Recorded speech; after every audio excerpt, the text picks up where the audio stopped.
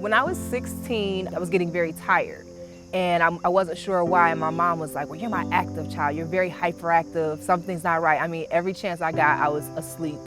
And I went to just a general care physician, and they did an echo, and they did a EKG, and they were like, your heart is like 3 times the size it's supposed to be.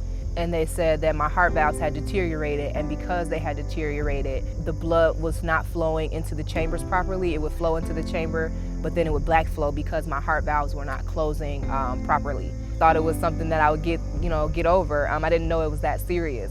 I played basketball season to season. I was having a lot of joint pain. I was playing through the pain. I would put on icy hot sleeves. If I had not come in when I did, they were saying that I would have died on the court because I was still highly active.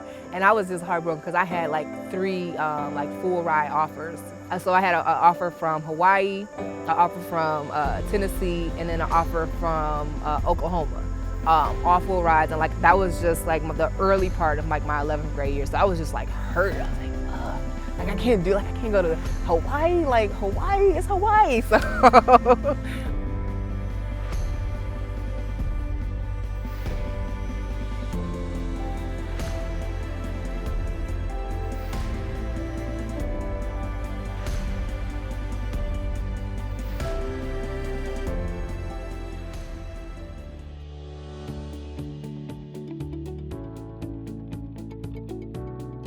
I went to U of M, and then they did their own CT. The blood was basically, they said it was like pooling in my chest, and like somehow it was like my body had created some sort of pocket to like hold the blood. And so they were like, any false move could rupture that pocket, and I could like exsanguinate.